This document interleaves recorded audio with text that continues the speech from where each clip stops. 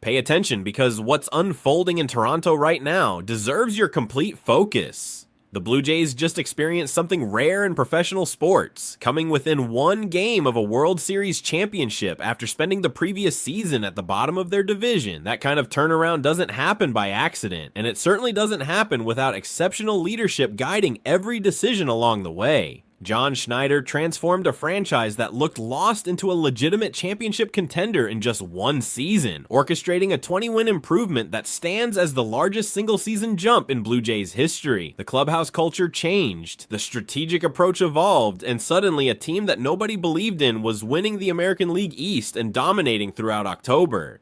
The atmosphere surrounding this organization right now carries a weight that fans can actually feel. There's electricity in conversations about the future, genuine belief that what happened in 2025 wasn't a fluke, but rather the beginning of something sustainable and special. Schneider's leadership throughout that championship run demonstrated a level of tactical sophistication and emotional intelligence that separates good managers from great ones. His willingness to deploy starting pitchers out of the bullpen in crucial playoff moments, his surgical precision managing high-leverage situations, and his ability to keep players focused through the pressure of October baseball all pointed to someone operating at an elite level. Even reaching Game 7 of the World Series represents an achievement that validates everything the organization has been building toward. But here's where the story takes an interesting turn, because despite orchestrating one of the greatest single-season turnarounds in baseball history, Schneider finished second in American League Manager of the Year voting. Stephen Vogt of Cleveland took home the hardware in what ended up being an extremely close decision. The voting happened before the postseason, meaning everything Schneider accomplished in October, all those brilliant tactical decisions that had analysts praising his game management, didn't factor into the award calculation. There's something almost absurd about that reality, watching a manager guide his team to within one game of a championship and not receiving recognition because the voting timeline doesn't account for the moments when his leadership mattered most. The margin was razor thin, suggesting voters recognized Schneider's accomplishments, but ultimately gave Vogt the edge based purely on regular season performance. Toronto's front office didn't need an award to understand what they have in Schneider. The organization immediately exercised his 2026 option and began discussions about a long-term contract extension, sending a clear message about how they value his leadership and vision for the franchise. Mark Shapiro's comments carried significant weight when he said Schneider keeps getting better, acknowledging not just what he accomplished in 2025, but his trajectory as a leader and strategist. This represents a complete reversal from where things stood just 2 years ago,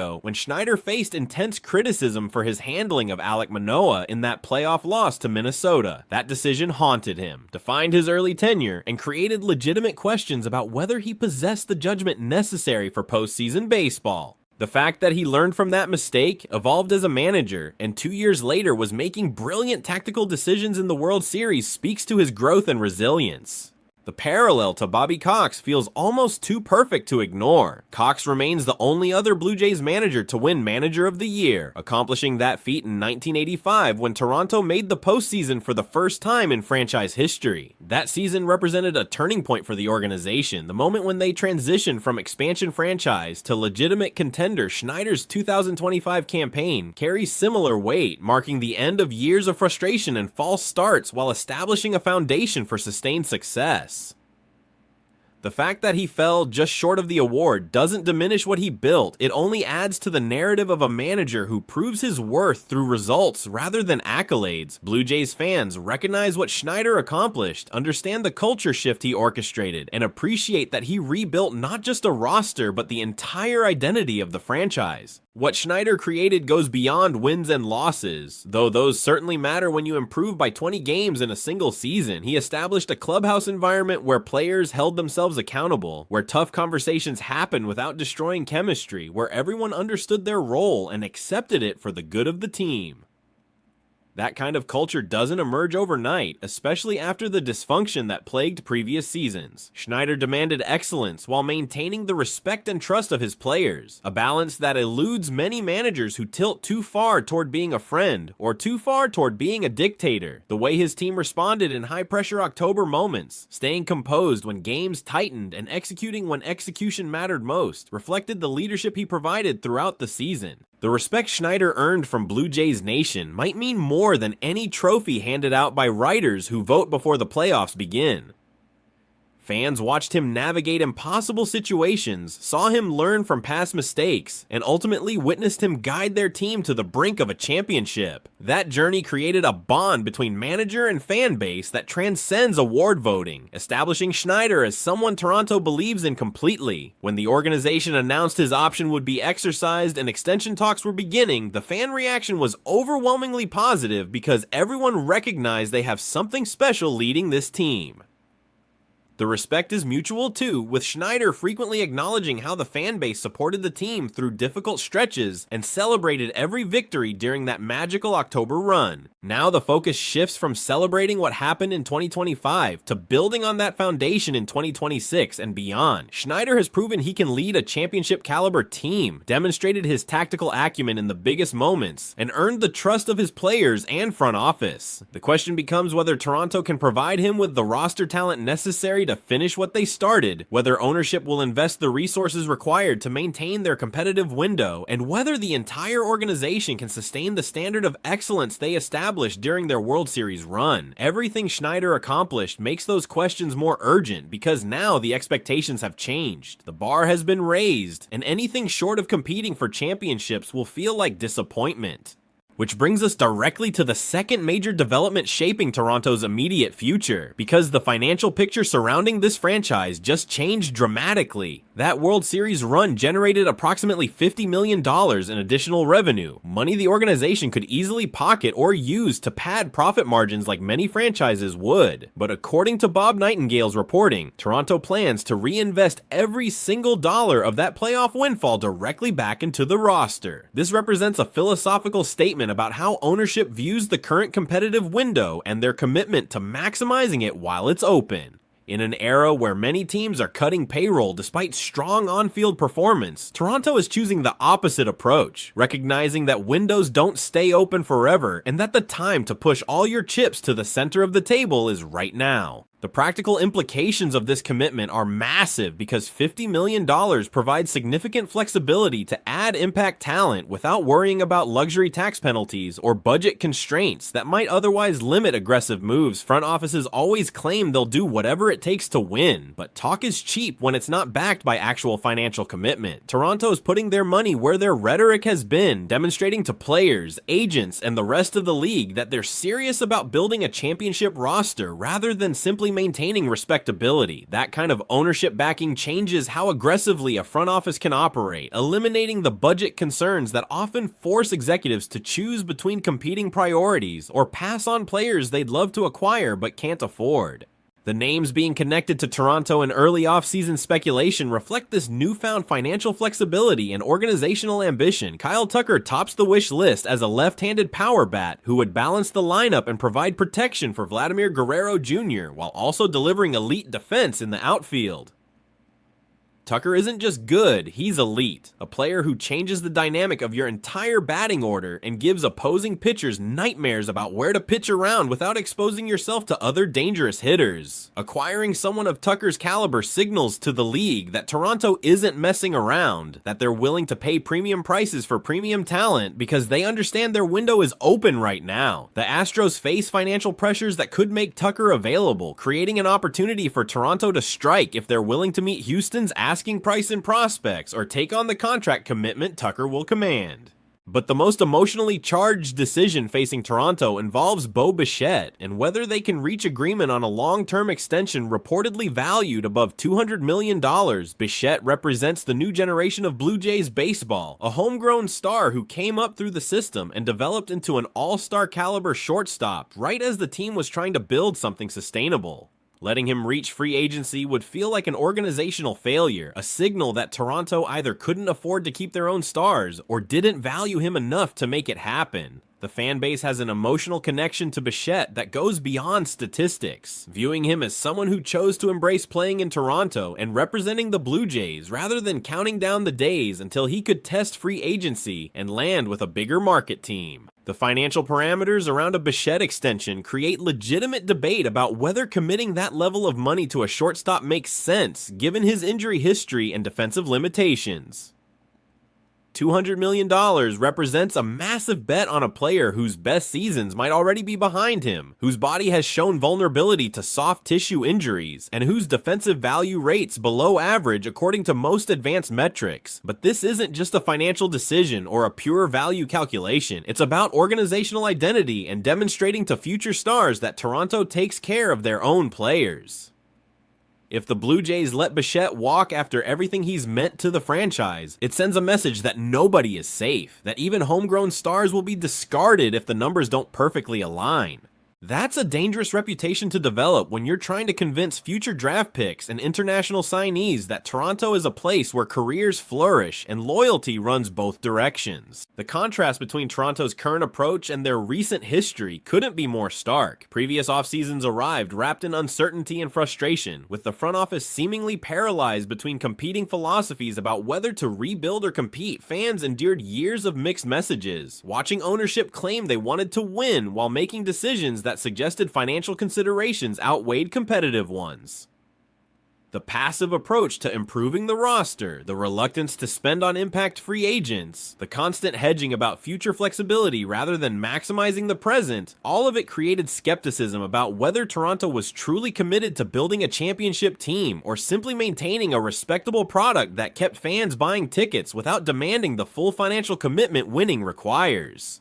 Everything changed with that World Series run, and the organizational decision to reinvest playoff revenue back into the roster. Suddenly, the message shifted from cautious optimism to genuine aggression, from talking about windows in theoretical terms to actually capitalizing on one while it's wide open. Mark Shapiro and Ross Atkins appear more aligned than ever in their conviction that this team can win now and deserves the resources to make it happen. The fan base can sense the shift, can feel that this offseason carries different energy than the frustrating winters of recent years. There's legitimate excitement about who Toronto might add, genuine belief that Bichette will be retained, and overall optimism that the front office finally understands what the moment demands and is prepared to act accordingly. The Kyle Tucker pursuit exemplifies Toronto's new mindset because landing him would require both significant financial commitment and probably surrendering valuable prospects in trade. Tucker isn't a free agent, meaning any deal would need to satisfy Houston's demand for young talent while also including a contract extension that prevents him from hitting free agency a year later. That's a complicated negotiation requiring coordination between multiple parties, but it's exactly the kind of bold move that separates pretenders from legitimate championship contenders. If Toronto can pull it off, they'd add a left-handed middle-of-the-order bat who immediately makes their lineup one of the most dangerous in baseball while providing Gold Glove caliber defense in right field. The impact would extend beyond Tucker's individual contributions, changing how opposing teams pitch to Guerrero and Bichette while giving Schneider more lineup flexibility and depth. But aggressive doesn't mean reckless, and Toronto's front office needs to balance their newfound willingness to spend with maintaining organizational depth and flexibility for future moves, committing $200 million to Bichette while also trading prospects for Tucker and extending him would consume massive resources both in terms of payroll and farm system talent. The organization would be betting heavily that their current core can win in 2026 and beyond, that the players they're investing in will stay healthy and perform at elite levels, and that they won't need the prospects they traded or the payroll flexibility they sacrifice. Those are significant bets carrying real risk, the kind that can define franchises for years depending on whether they pay off or backfire spectacularly. The emotional component of these decisions matters just as much as the financial calculations, especially when it comes to retaining Bichette. Blue Jays fans have endured years of watching stars leave, from Joey Bats and Edwin Encarnacion to more recent departures that stung because they felt preventable. Every time a beloved player leaves in free agency, it reinforces the narrative that Toronto can't keep its stars, that playing for the Blue Jays is a temporary stop before moving on to bigger markets or warmer climates. Breaking that pattern with Bichette would signal that things have changed, that Toronto has become a destination rather than a stepping stone, that homegrown stars can build entire Hall of Fame careers wearing blue and white. That kind of cultural shift takes time and consistent action, but it starts with moments like this when organizations choose loyalty and identity over pure value optimization. The timing of all these decisions creates additional pressure because Toronto's window won't stay open indefinitely. Guerrero enters his walk year in 2025, meaning the organization faces another massive extension decision next offseason, while also needing to keep the roster competitive around him. The starting rotation requires reinforcement despite strong performances from Gausman and Bassett. The bullpen needs depth additions to avoid the overuse that plagued them in previous years. Every area of the roster demands attention, and the front office needs to prioritize where to deploy their resources for maximum impact. That's why the $50 million in playoff revenue matters so much, providing flexibility to address multiple needs rather than forcing difficult choices between competing priorities. The fan base deserves enormous credit for creating the atmosphere that generated that playoff revenue in the first place. Rogers Center was electric throughout October, with sellout crowds providing home field advantage and making life miserable for visiting teams who couldn't communicate over the noise. That kind of support doesn't emerge from nowhere. It's built through years of investment in a team that rewards your loyalty with competitive baseball and moments worth remembering forever. Blue Jays Nation showed up when it mattered, packed the building, made noise, and created memories that will last a lifetime. Now ownership is reciprocating that loyalty by reinvesting every dollar back into the team, recognizing that the relationship between franchise and fan base is reciprocal and that both sides need to hold up their end of the bargain. Looking ahead to 2026 and beyond, everything depends on whether Toronto can execute the vision they've laid out this offseason. If they land Tucker, extend Bichette, add rotation depth, and maintain the core that got them to Game 7 of the World Series, they'll enter next season as legitimate championship favorites with a roster capable of competing with anyone. If negotiations fall apart, if prospects develop slowly, if injuries derail key contributors, the window could close faster than anyone anticipates, and the front office will face tough questions about whether they acted aggressively enough when the opportunity presented itself.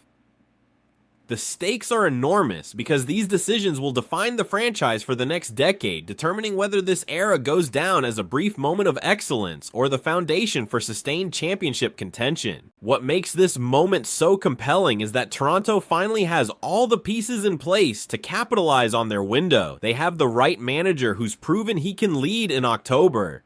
They have ownership willing to spend the money necessary to compete. They have young stars approaching their prime and veteran contributors still performing at elite levels. The farm system has recovered enough to provide trade chips for impact acquisitions. Everything aligns for Toronto to make the kind of aggressive moves that transform good teams into champions, but only if they're willing to accept the risk that comes with pushing all in when your window is wide open. So the question facing Blue Jays Nation right now is straightforward but profound. Do you believe this is the moment? Do you trust the front office to make the right calls on Tucker and Bichette? Do you have faith that Schneider can build on what he established in 2025 and guide this team back to the World Series? Because belief matters in sports, not in some mystical sense where positive thinking changes outcomes, but in the practical reality that fan support sustains franchises through difficult decisions and creates the atmosphere that makes players want to stay and free agents want to come. Toronto has the opportunity to seize something special, to turn that heartbreaking World Series loss into fuel for sustained excellence, to prove that 2025 wasn't a fluke, but rather the beginning of something truly great.